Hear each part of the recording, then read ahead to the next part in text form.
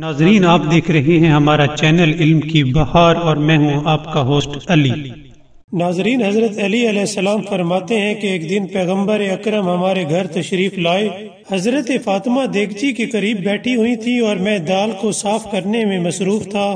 پیغمبر اکرم نے مجھے گھریلو کام میں مصروف دیکھا تو خوش ہوئے اور فرمایا، یا ابو الحسن۔ میں نے عرض کی، لبیک یا رسول اللہ۔ رسول نے فرمایا، جو کچھ بیان کر رہا ہوں اسے غور سے سنو۔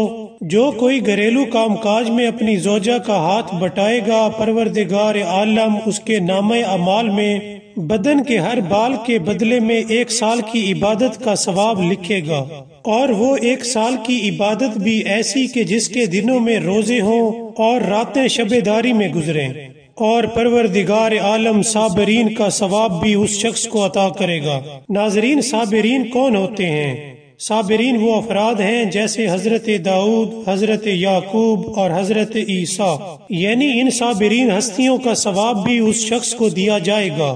رسول پاک نے مزید فرمایا کہ اے علی، زوجہ کے کام کاج میں مدد کرنے سے مت شرمانا۔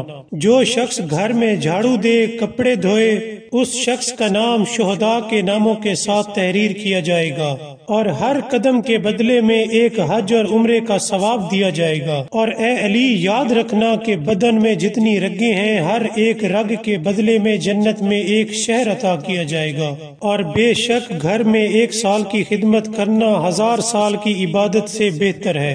اور ایسا شخص دنیا سے جانے سے پہلے جنت میں اپنا مقام دیکھ لے گا۔ اور مزید یہ کہ گھر کے کام کاج کرنے سے گناہ کبیرہ کا کفارہ ہو جاتا ہے، اور بے شک یہ عمل خدا کے غضب کو خاموش کر دیتا ہے۔ ناظرین، اگر آپ کو ہماری ویڈیو پسند آئی ہو تو سبسکرائب کرنا مت بھولیے گا۔ Thank you.